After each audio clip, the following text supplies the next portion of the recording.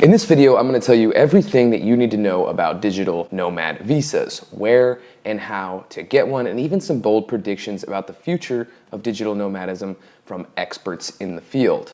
So if you're interested in traveling and working in different countries and content about remote work, I make a ton of videos about that exact topic. Make sure you like this video and subscribe. Let's jump in. Because of COVID and the acceleration of remote work, more and more people will be looking to take their job with them while they travel. And once travel restrictions have subsided, we're going to see the biggest boom of digital nomadism in history.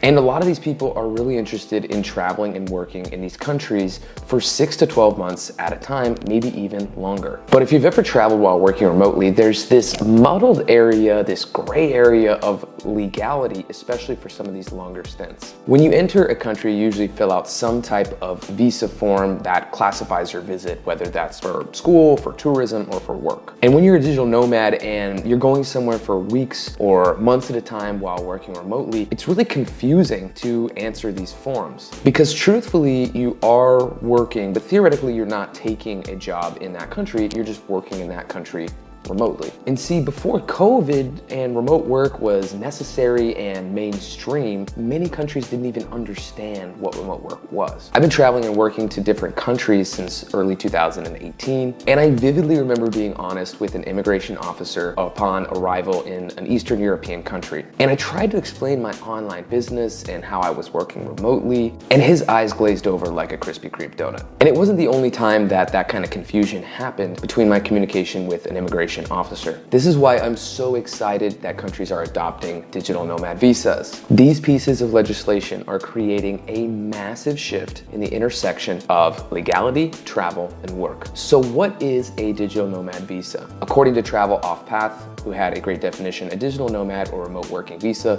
is a type of permit to live and work in a foreign country, usually without being subject to the nation's tax laws and without having to immigrate or apply for residency or citizenship. So these types of visas allow people to stay longer than traditional tourist visas since they aren't classified as just a tourist. And the whole concept itself is about encouraging people to become long-term guests of a country to help stimulate the economy, especially these countries who have had big losses of tourism revenue from COVID. By bringing in someone on a digital nomad visa, the lifetime value of that tourism revenue is much, much higher. Now, what's the difference between a digital nomad visa and a tourist visa or residency? Now, I want to be clear as well. There are a lot of countries that don't offer a digital nomad visa, but they have more relaxed policies when it comes to tourist visas, or they have an appealing way to gain residency in that country. I have my temporary residency card here in Mexico. That gives me a full year. It's about the same amount of time as most of the digital nomad visas. Then after my 1 year renewal, I'll have another 3 years.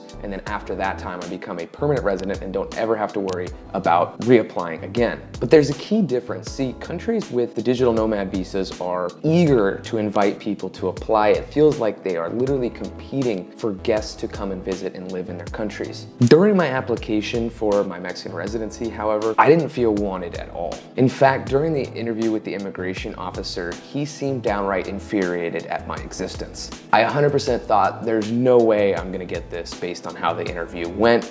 But I realized that's how immigration officers have been trained to be like. And it's another reason why I'm excited for digital nomad visas, because I think it's really gonna change the relationship between immigration and potential residents, and they're gonna be more welcoming. Other than my example of Mexico, another country who has resident policy that is similar is Spain. They don't have a digital nomad visa yet, but I did have a conversation with my good friend Chase Warrington, the head of business development at Doist, about his visa circumstances in Spain, which he will explain in this video right here. The thing is this is still a big gray area because, like in my case, for instance, the visa that I'm on was originally for pensioners, retirees who had a fixed income coming from their home country, and you don't need a lot of money. Like if you have a very small social security check, your average social security check in the US would be enough to say like, okay, you can come stay here on this visa as long as you're not taking a job. But now kind of just said, well, the rules still apply to you if you're a remote worker with that same job title. So again, with many countries, there's still still this gray area, and I definitely recommend checking out countries with actual digital nomad visas or remote work programs because one, their governments actually see the future of what's happening and they've kind of tapped into being innovative and cutting edge at this time. And two, they're super excited and appreciative of long-term guests for the most part, and I'll get into that in a bit. But first, which countries give digital nomad visas? And I want to preface this information with, it's really been tough to find an accurate list because there are a lot of different sites out there that are listing countries that don't actually have a digital nomad visa, but they have the residency options or they have tourist visas that are longer. Nonetheless, as of right now, these are the countries that I know to have a digital nomad visa. And if I missed any or I'm wrong, please let me know in the comments, and just realize like this is just constantly changing. There are more and more countries that are adopting this and changing their policies. So check out the requirement details too. I'm going to link each of the websites to the government pages so that you can actually see what the requirements are too. So here is the list: Anguilla, Antigua and Barbuda, Barbados, Bermuda, Bahamas, Cabo Verde,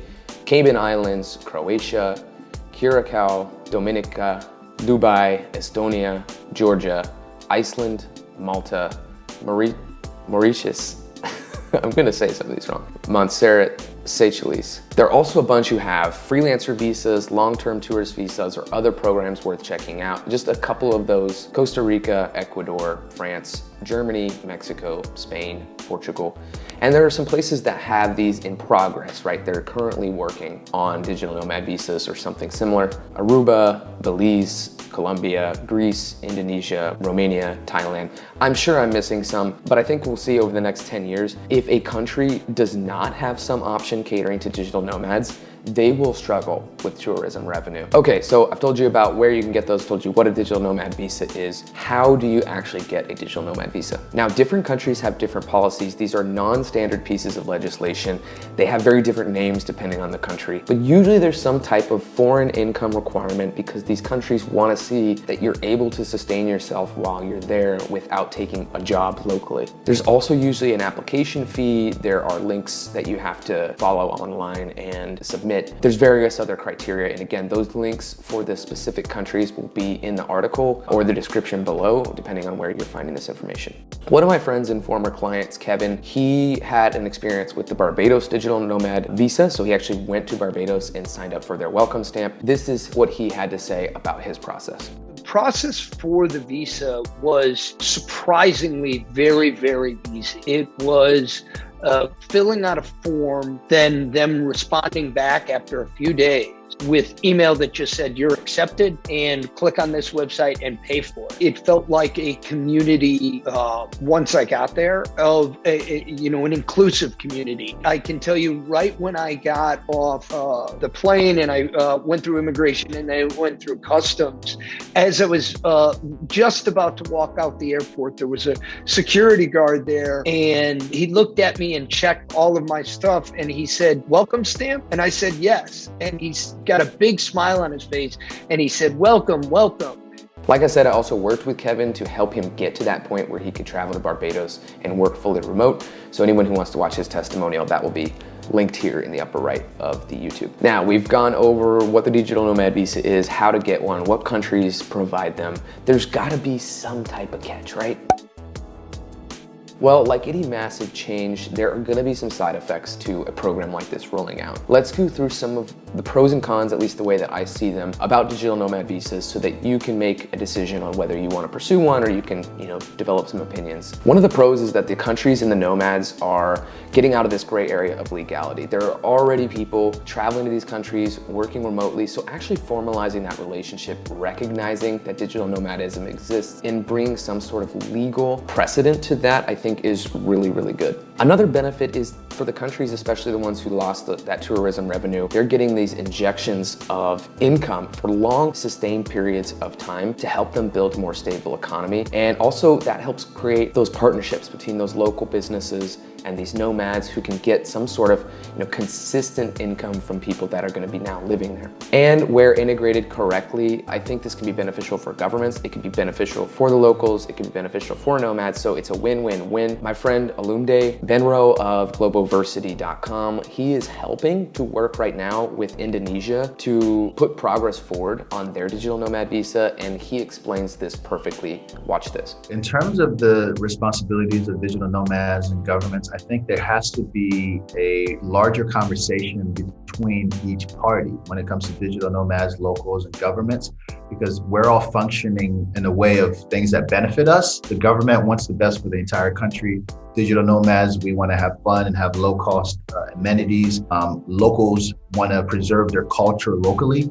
How can we all together come up with something that's more beneficial for everybody? And sometimes it's not going to be a perfect balance, but how can we respect the culture as digital nomads? How can locals provide services while not giving up too much of their culture? And how can governments still benefit, because they care about money, and the populace be able to give benefits to everybody, such as a digital nomad visa, to where we all feel as if everybody's benefiting? I think it's a huge conversation that has to be had by all parties involved. Okay, now let's go over the cons, because there are certainly cons of digital nomad visas. I'm an optimistic person, but I'm also realistic. There are going to be a lot of cases, especially early in these programs, where there's tension between the locals and the nomads, the people that are coming in. Many people in the digital nomad community, quite frankly, are not a great representation of conscious travelers. There's a lot of people who go to places with more of an intention of just partying and exploiting the lower cost of living, and they don't necessarily respect the culture,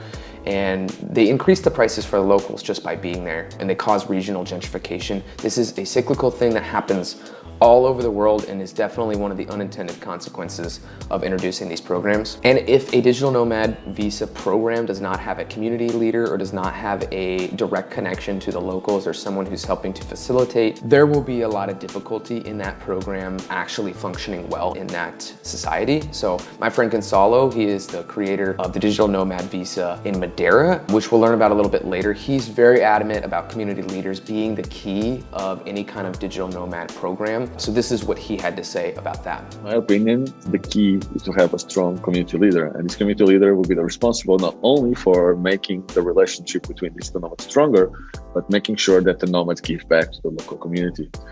Make sure that the nomads meet the local entrepreneurs. Make sure also on the other side that the local entrepreneurs understand digital nomads and that they create the services for them.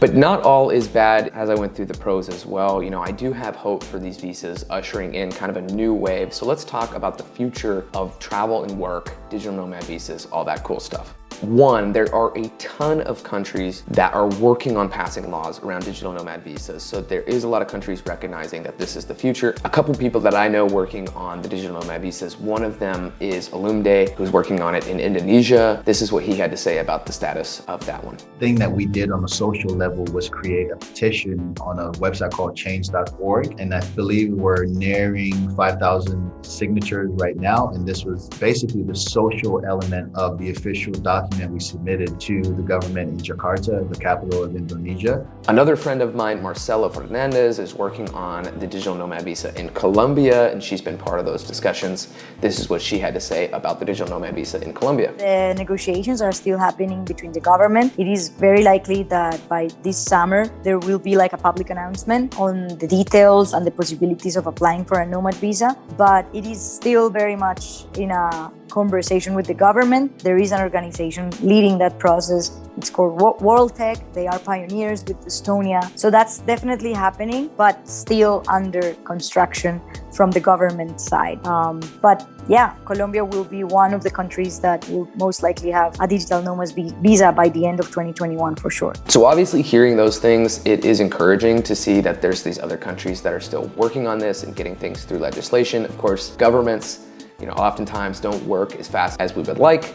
So we'll see if in 2021 there are other announcements about countries that do enact the digital nomad visas. Number 2 prediction for the future, more services and projects are going to be catered to nomads and people that are traveling into these communities. One of those projects is the Digital Nomad Village in Madeira. So it's an older village that was mostly left by the people that had lived there. And my friend Gonçalo has basically set up this pilot project that aims to blend the digital nomads with the local businesses that are still there and helping to turn this village into a bustling community of people and bring a positive impact to this village that was more remote, and there was not obviously not a lot of jobs there. So socially, economically, it kind of helps rebuild that region, and then it gives the digital nomads a place that is really awesome to be, really beautiful. So here's what Gonçalo had to say about the Digital Nomad Village in Madeira. So the Digital Nomad Village is really actually just a community. It's just a community of people that got together in a village. The key thing is most people think that they should promote the countries. And I think that's stupid. I think what you should be promoting is communities. I believe that most digital nomads, not all, but most of digital nomads. Last prediction here is that countries, regions, and cities will be fighting for residents. This is going to become more of an arms race to bring people to cities and countries. The process will be easier to move about. I think there'll be a lot less red tape while traveling, whether that's interstate, international. We'll live in a more borderless society. I think the way that we've established borders and governments is just so old and antiquated. So remember, government is far, far behind technology, and it always will be. But what we're seeing is that the generations who've lived with technology most of their life are going to start to move into government. So they're going to have more power to make legislative changes, and we'll have no choice but to start adapting. That's just going to be the rules of life. It makes me think of a project like Plumia, who is an organization trying to create a country on the internet, which is very interesting. And you can read more about that in the description or in the article, wherever you find this. Or some programs where cities or regions, countries will actually pay you to move there. There's a bunch of different examples that'll pop up around me here that talk about that. Or as Chase says, some of these restrictions changing in the future to let society, international law catch up with technology, the way in which countries view visitors. Visitors can now be long-term contributors to a given society, regardless of where they're from, and can actually become part of the local economy without taking anything from the local economy. Marcela also had some comments about the innovative way of the future for governments and how they're going to be. Users are radically going to demand for services that are more user-friendly and, of course, technological. Even more now that COVID allows us to do a lot of things virtually. People know the tools, understand how to use them. So I think definitely governments that are betting into technology is what we're going to be seeing, simplifying processes that have taken long period of time and a lot of draining energy for the user or the citizen in this case. It's an exciting time for digital nomadism, the intersection of work, travel, legislation, especially as a lot of the COVID restrictions are being lifted. But I'm curious, what is the most interesting part of this video for you and the future of where digital nomadism is going? Leave me a comment below and let me know what you're excited for. And until next time, keep wandering, you're not lost.